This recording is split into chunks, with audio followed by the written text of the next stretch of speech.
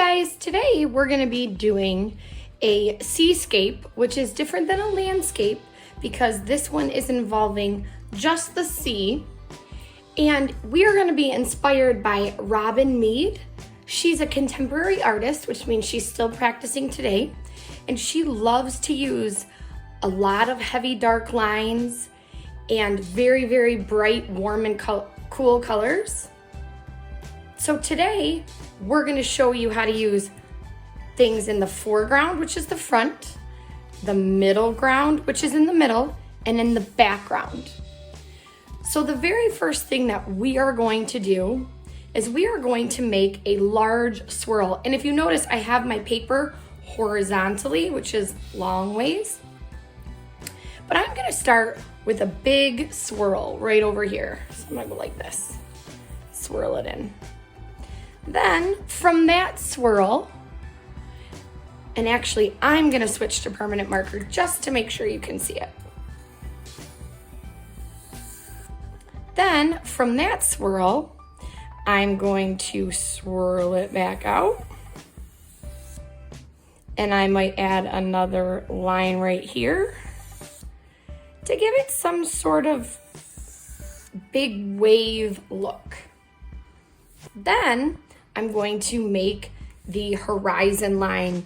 So I'm going to make kind of a little bit of a bumpy line above my wave. It could actually have gone behind there, mine just didn't. Then I'm gonna take and I'm going to make another wavy line down here. And I'm gonna do another wavy line down here. And above this horizon line, we're gonna make little tiny mountains. So in order to do that, we are gonna just kind of make some up and down lines. And mine all connect, yours don't have to, they could be different, whatever you'd like. Then I want my sun. So my sun is gonna be in the background, but it's gonna be basically a sun that's setting or rising. So it's gonna be that half of the sun. Next, I need the rays that are gonna come out of the sun. And again, similar to Mead, she likes to make her lines wiggly and then kind of curl them. Some might be a little bit wavy, some may not have a curl. Some are gonna go off the page, but they're radiating, which means coming out of the sun.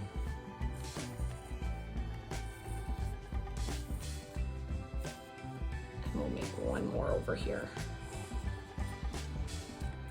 Next, this is gonna be our wave. So this is our foreground because it's in the front and it's the biggest. In the middle ground, we wanna see these waves. So I'm gonna go like this and then bring it up and then do my loops like we normally would. You know, as kids, when we do our little water, we always do the wavy lines and drag that over. And then maybe back here I do another line, but it's not wavy, it's just kind of simple. Now, when we do work similar to Mead, she loves to add designs and lines in her work. Now for us to add in some designs to our seascape. I might decide that I want to add some designs in my mountains. So I might just do these little half circles and just kind of have them go into each other. So I'm just doing a couple different designs. Almost like rainbow shapes.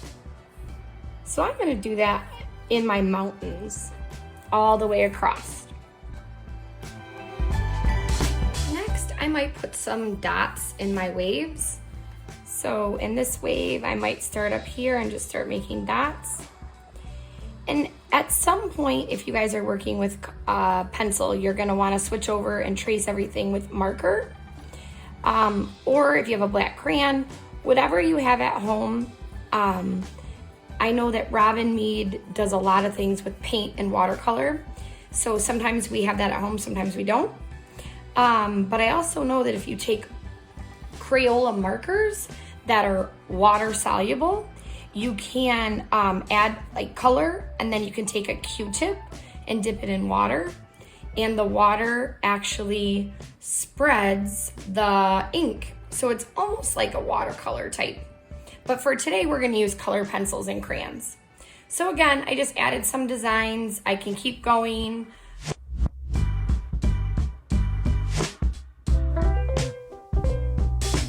So as you can see, I went and added a little bit more detail with lines. And if you have done some Zentangles with me before, some doodling, you know that we look at a bunch of different patterns and lines, and we just add a little bit more detail into our seascape. The next part is gonna be going over the main things, outlining it one more time with a black marker, so it's really nice and thick, or a black crayon, so we can really see that wave, because that wave is really important, because again, it's in the foreground, which means it's right there, and we really want to be able to see it. And the same thing with the sun. Our sun is pretty important. Yes, it's in the background, but we want to make sure that that sun is really seen.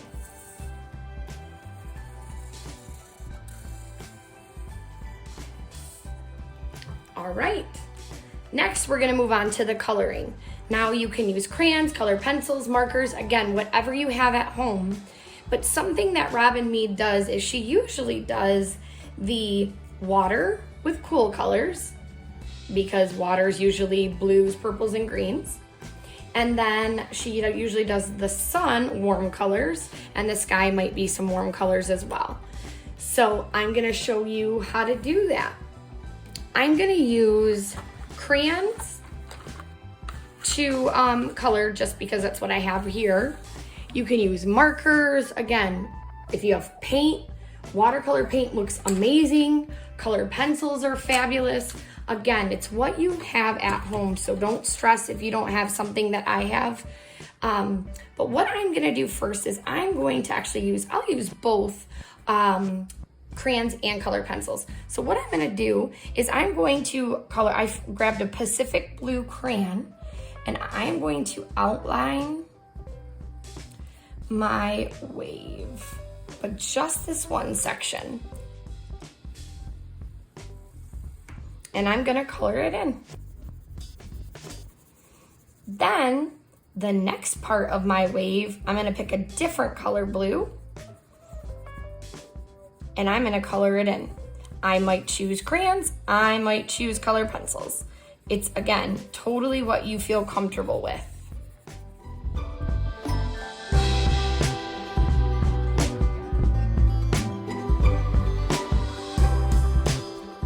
Next, we're gonna keep moving on with the water and up until here. So we're gonna use those blues and purples. And again, crayons, colored pencils, markers, whatever you have. Now I'm gonna move on to the mountains or the hills and the sun and the sky. So for the mountains or hills, I'm gonna use some greens and some yellows. And for the sun, I'm gonna use reds, yellows, oranges, and pinks. So again, feel free to get creative, use different colors, use different materials. Just make sure whenever you're coloring that make sure you're doing the color tight, no white, where we don't have any white showing through.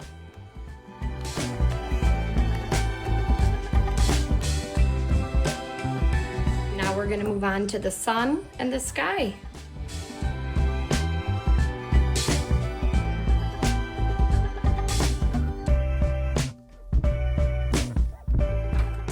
And here is the finished product of my Robin Mead inspired seascape. And if you notice while I was coloring, I blended some colored pencils together, I blended some crayons together, and again, lots of variation in color and design. So I hope you guys had fun. See you next time.